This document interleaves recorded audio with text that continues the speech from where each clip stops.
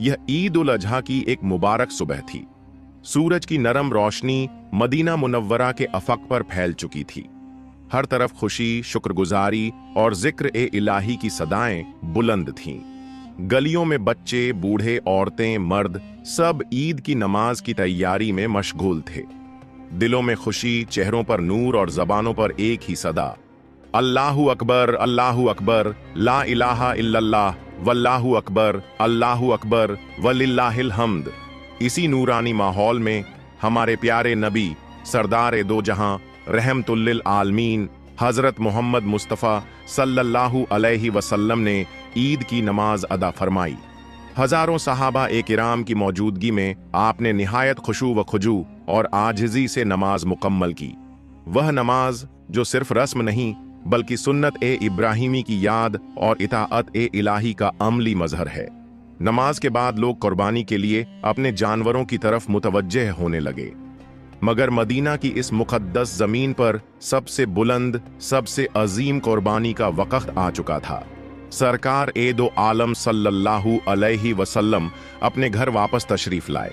अभी ईद की खुशबू फजा में बाकी थी और आप सल्लल्लाहु अलैहि वसल्लम की बारगाह ए अक़दस में दो खूबसूरत सफ़ेद मोटे ताज़े दुम्बे लाए गए। ये कोई आम दुम्बे न थे, ये जानवर खास तौर पर चुने गए थे। मजबूत, सेहतमंद सींग वाले, उनके जिस्म में चमक, आंखों में वकार और जाहिरी तौर पर मुकम्मल। सहाबा-ए किराम रज़ियल्लाहु अन्हुम की आंखें उस मंजर पर टिकी हुई थीं। उन दुम्बों को नरमी से जमीन पर लिटाया गया और फिर वह लम्हा आया जब महबूब ए खुदा सल्लल्लाहु अलैहि वसल्लम ने अपने मुबारक हाथों में छुरी थामी।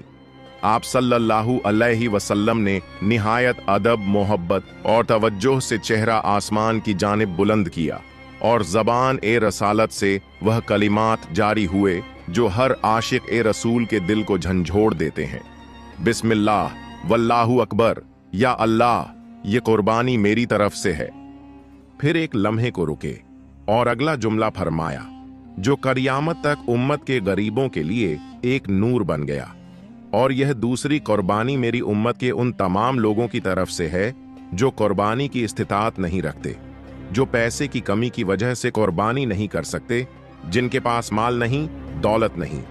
यह कहते हुए आप सल्लल्लाहु अलैहि वसल्लम की आंखें झुक गईं, चेहरा नूर से जगमगा उठा और फिर उन दो दुम्बों को अपने मुबारक हाथों से ज़ब्ह फरमा दिया।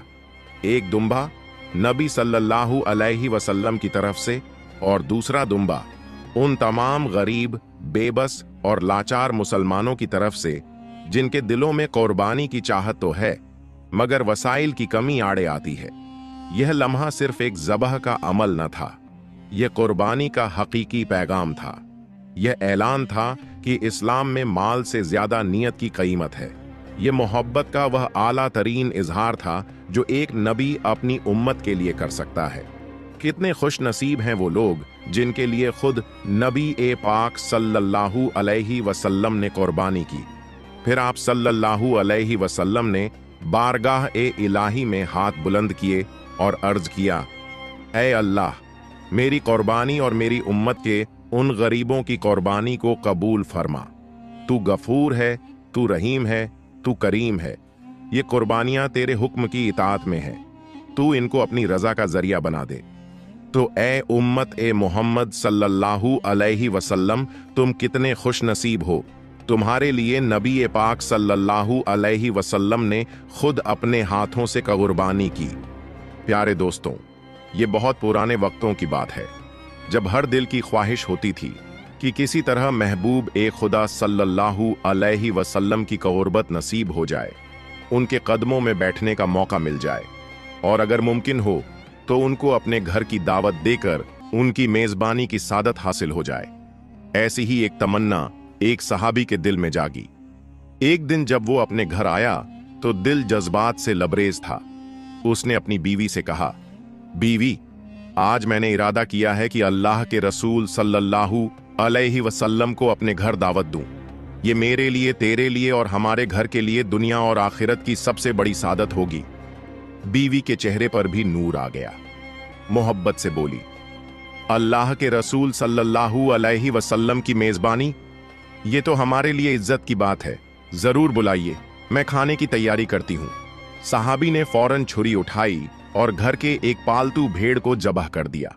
बीवी ने गोश्त साफ किया और मोहब्बत व अदब से खाने की तैयारी में मशगूल हो गई। वो अपने शौहर से कह रही थी, आप जाइए, नबी करीम सल्लल्लाहु अलैहि वसल्लम को ले आइए, तब तक मैं खाना तैयार कर लेती हूँ। सहाबी के दिल में खुशी थी, कदमों में तेजी, आंखों में चमक। वो मस्जिद नबी सल्लल्लाहु अलैहि वसल्लम की तरफ रवाना हुआ, उस महबूब जात को बुलाने जिनकी एक झलक भी दिलों को बदल देती थी। मगर दोस्तों, घर के अंदर एक और कहानी पल रही थी।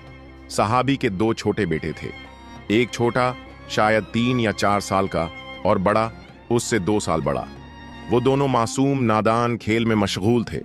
मगर बड़े बेटे ने अब्बा को भेड़ ज़बह करते हुए देख लिया था। उस मंजर ने उसे हैरानी में डाल दिया। उसके मासूम जहन में एक सवाल ने जन्म लिया, क्या मैं भी ऐसे कर सकता हूं? अब्बा के जाते ही उसने छोटे भाई को बुलाया और मासूम लहजे में कहा, भाई, काश तू होता और देखता कि अब्बू ने कैसे ज़बह किया। क्या मैं तुझे दिखाऊं? छोटे भाई की आंखें हैरानी से खुल गईं। वो बेखबर नरमी से बोला, हाँ हाँ, मुझे भी दिखाओ। बड़े बेटे ने वहीं छुरी उठाई। दिल में कोई बुरी नीयत नहीं थी, सिर्फ वही मंजर दोहराना चाहता था जो अभी थोड़ी देर पहले अब्बा ने किया था। उस मासूम ने छुरी छोटे भाई की गर्दन पर फेर दी और खून का फव्वारा छूटा। छोटा बच्चा चीखा, तड़पा और जमीन पर ढेर हो गया। मां किचन में खड़ी थी। जब बच्चे की दर्दनाक चीखें उसके कानों में पड़ीं, तो सब कुछ छोड़ छाड़ कर दौड़ी।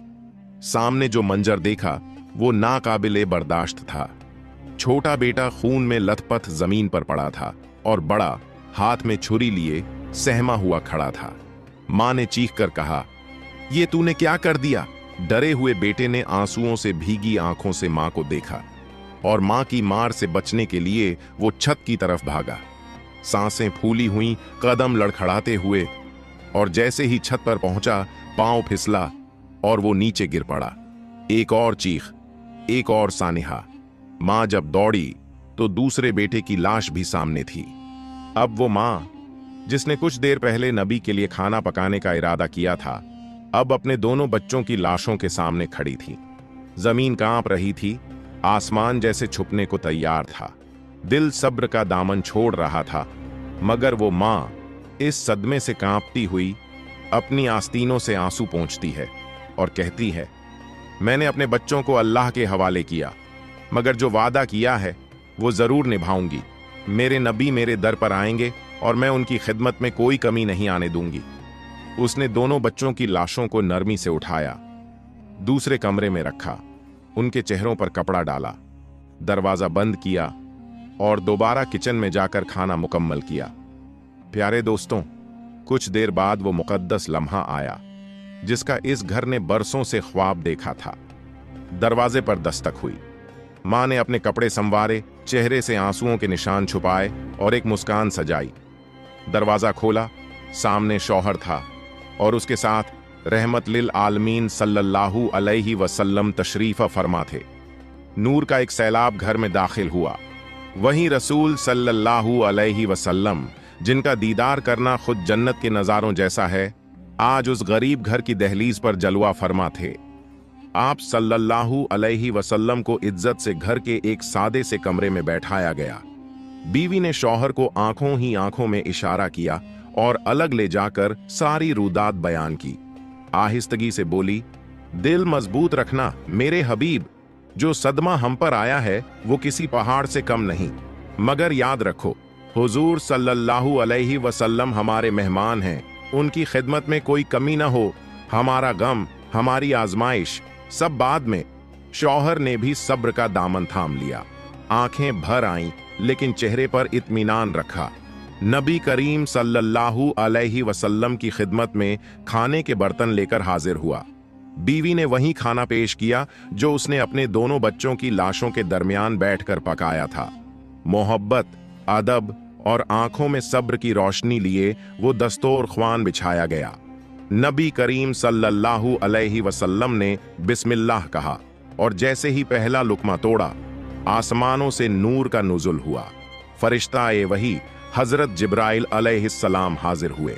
अर्ज किया, या रसूल अल्लाह सल्लल्लाहु अलैहि वसल्लम, अल्लाह ताला का हुक्म है कि आप इस खाने को उस वक्त तक न चखें जब तक मेजबान के दोनों बेटे भी आकर आपके साथ न बैठें। नबी करीम सल्लल्लाहु अलैहि वसल्लम ने हैरत से सर उठाया, मोहब्बत से अपने मेजबान की तरफ देखा और फरमाया, अपने दोनों बेटों को बुलाओ ताकि हम सब मिलकर खाना खाएं। सहाबी की आंखों से आंसू जारी हो गए, दिल में टूटे हुए गम के कांटे चुभने लगे।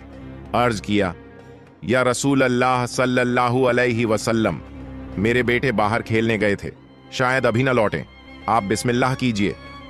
नबी करीम सल्लल्लाहु अलैहि वसल्लम ने नरमी और जलाल से फरमाया, ये नामुमकिन है क्योंकि ये अल्लाह का हुक्म है। अब सहाबी के सब्र का बांध टूटने लगा।